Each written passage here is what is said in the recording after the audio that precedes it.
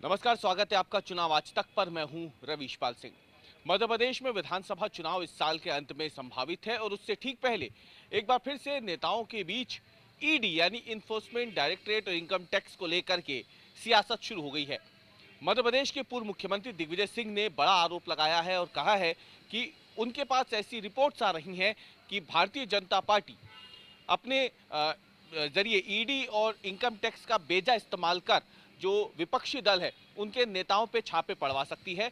दिग्विजय सिंह ने आरोप लगाया कि मध्य प्रदेश में इस समय कांग्रेस बेहद मजबूत स्थिति में है और इससे डर करके ही केंद्र सरकार जो है वो ईडी का इस्तेमाल करके अपोजिशन लीडर्स यानी विपक्षी दलों के नेताओं को दबाना चाहती है, उन पर दबाव बनाना चाहती है और इसीलिए मध्य प्रदेश में भी अलग अलग जगहों पर ईडी के दफ्तर खोले जा रहे हैं।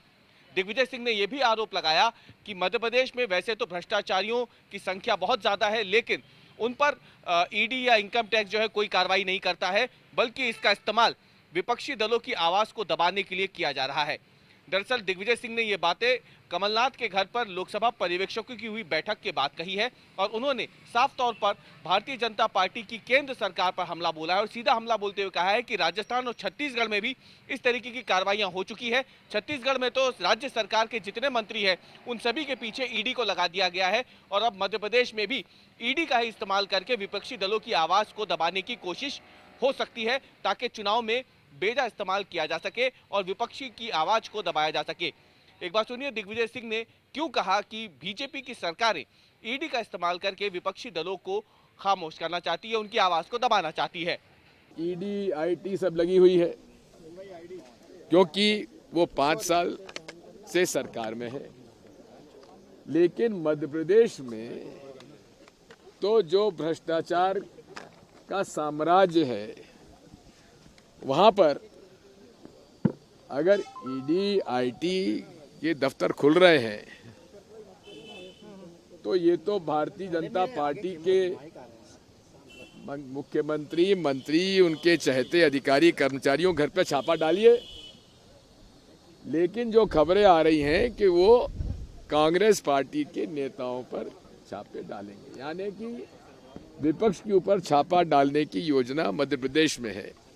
तो आपने दिग्विजय सिंह को सुना। दिग्विजय सिंह ने गंभीर आरोप लगाए हैं और इससे पहले भी आपको बता दें कि कांग्रेस के कई नेता जो हैं वो केंद्र सरकार पर ईडी और इनकम टैक्स के गलत इस्तेमाल का आरोप लगाते रहे हैं। मध्य प्रदेश में विधानसभा चुनाव है तो विधानसभा चुनाव से ठीक पहले एक बार फिर से ईडी और इनकम टैक्स का जिन बाहर आ गया है।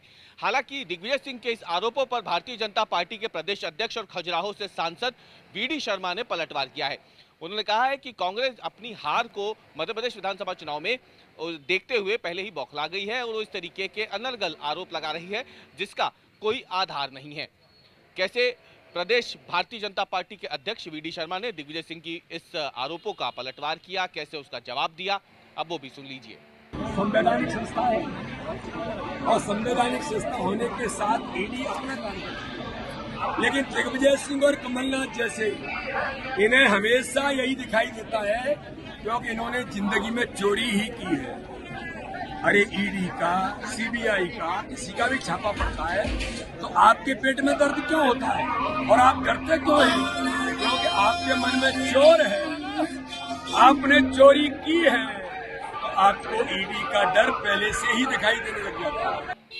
तो कुल मिला के देखा जाए तो मध्य प्रदेश में सियासत इस समय चरम पर पहुंच गई है। नेता एक दूसरे के खिलाफ जमकर बयानबाजी कर रहे हैं तो जाहिर सी बात है दिल्ली और अन्य राज्यों से होता हुआ ईडी का जिन अब मध्य प्रदेश भी पहुंच गया है। मध्य प्रदेश में विधानसभा चुनाव है। लोकसभा चुनाव 2019 में जब हुए थे उस समय भी मध्य प्रदेश में इनकम टैक्स के छापे बड़े पैमाने पर जब पड़े थे उस समय कांग्रेस से जुड़े हुए कई लोगों पे भी उस समय इनकम टैक्स ने कार्रवाई की थी। तब भी मध्य प्रदेश में खूब जमकर सियासत हुई थी। माना जा रहा था कि लोकसभा चुनाव से ठीक पहले इनकम टैक्स का इस्तेमाल कर कांग्रेस जो है उसे दबाने की कोशिश की गई, लेकिन अब विधानसभा चुनाव से ठीक पहले एक बार फिर से ईडी का जिन बाहर आया है और दिग्विजय सिंह ने ईडी और इनकम टैक्स का नाम लेकर के केंद्र सरकार पर बड़ा हमला बोला है।